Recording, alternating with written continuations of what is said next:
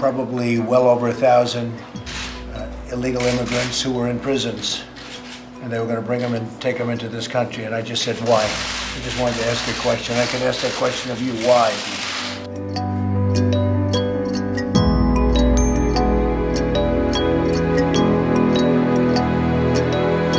Establishing new vetting measures to keep radical Islamic terrorists out of the United States.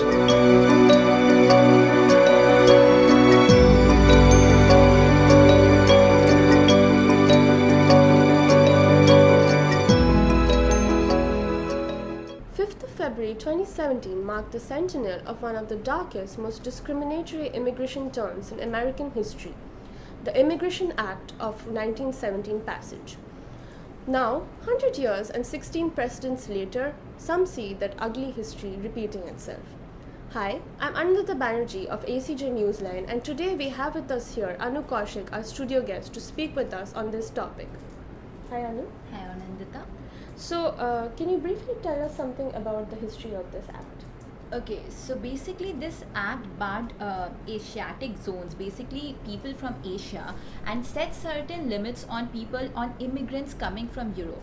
Now we have to see what preceded this act. So before this act, there was millions of Europeans immigrated to the US, and they were feeding into the US industrial economy as laborers. They were working in the coal fields and garment factories, etc.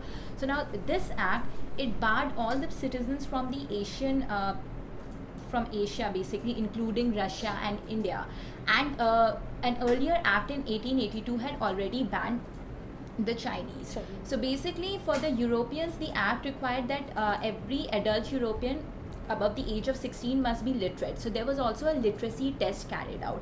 Now with this act, they wanted to keep a check through the literacy test on the number of immigrants who would come, but then it failed, because even if a man is educated and his wife and children are not, they would be allowed an entry to the US. So this act was again revised in 1921 and in 1924. So the factor of eugenics comes in the revision, where they wanted to have a superior stockpile. So now this act, the revisions, introduced a quota system. So basically, while you have 50,000 of immigrants coming from Germany, there were like 4,000 immigrants coming from Italy because of the whole Western Germany and Eastern Germany bias here. So this was the entire history of the acts. Even in 1939, during the Second World War, America had actually had the chance of saving so many Jews from the Nazi, but they did not, right? So what do you think, this ban, the Immigration Act of 1917, was repealed in 1965, right? So what do you think with the status of the refugees after that in America? Okay, so basically after 1965, when the act was repealed, immediately there was an influx of refugees, because that was the Cold War era. So people were fleeing the war-hit zones in Southeast Asia. There was Vietnam, Cambodia. Then a lot of Latinos from Mexico, Cuba were migrating to the US. So earlier, before this act, while we saw a significant number of Europeans coming to the US, after this 1965, we saw a shift in demographic shift in the number of immigrants in the US, who mainly came from the Asian and the Latin American countries. But at the same time, there was a hue and cry about the illegal immigration that was going on, mainly through the routes from Canada and Mexico. So in 1986, again an act was introduced to keep a check on these illegal immigrants. Okay. So it's been a century since then, right? And still now we have a Trump who's banning 7 countries, and there's a travel ban, there's a Muslim ban, he is not letting refugees come in. How much do you think America has really progressed? Well, there are a lot of parallels which could be drawn in the recent Trump order, executive order, and what happened in 1917 Act. So for example, Trump wants Mexico to pay for the border wall that he is willing to build. In the 1917 Act, a tax of $8 was levied on every adult immigrant. So basically, they also had to pay for coming to the USA. Again, the grounds on which the act was introduced was national security. The World War I was going on. There was a heightened nationalism. today also Trump is citing national security as a major reason. Yeah. At that time also economy had some way or the other to play a role, because immigrants first they fueled the industrial economy, but then later there was the thing that okay, they're taking away our jobs. Now this has come again as a bigger point that okay, immigrants are actually taking away the jobs. And in fact not after 1917, even if you see 1917, later during World War II, the Japanese Americans were Yeah. put in internment camp, and they were being discriminated at. Even after the World War II, when you say that the Jews were Jews. actually accepted in the country, there was a whole red scares going on. Anybody with a little bit of communist propaganda was targeted.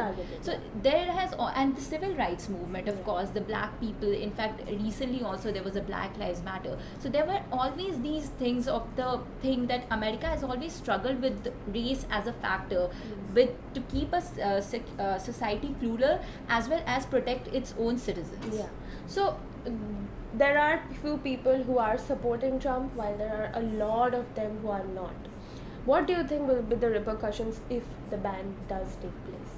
See, as of now, a federal Yeah. judge has put a stay on the order, but Trump is saying that he's going to go to the Supreme Court. yeah. So this ban has already created a lot of frenzy amongst the countries and Yeah. the citizens or the people who were banned from entering the USA.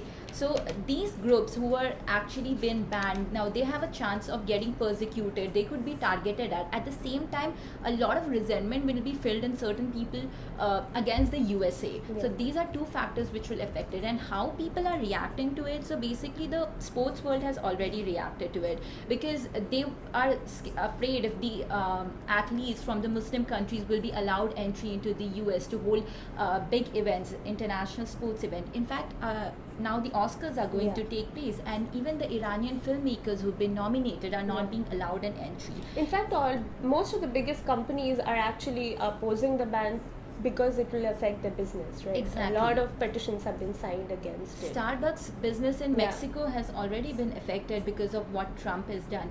In fact, Mo Farah, who is a four-time Olympic champion, Yeah. gold medalist, and he's a devout Muslim. He's a Somali-born. Somalia is one of the countries which Trump Yeah. has banned. Yeah. So he's a Somali-born British citizen living in the USA, and he has made a statement that now he feels like an alien after Yeah. Trump's order. So yes, voices are coming out, but at the same time, this is what Trump promised to his supporters during the rallies. So his supporters are again seeing it as something that promises are being Promises are being fulfilled. fulfilled. But America really need to consider this thing, really need to come in terms with how it could have a plural society, because even when 1917, when Woodrow Wilson, before that President Yeah. Woodrow Wilson has actually vetoed this act, and his thing was that we can't keep people away from the American society. And as you mentioned, that the Jewish people are now pretty much a part of the American society. You have Steven Spielberg, you have Mark Zuckerberg, the Yeah. list is endless. So America really needs to consider that how they can be in a plural society. Well, now that Trump is already up for battles against the refugees, let's see what it is in the future for the America. Thank you. That's all for today.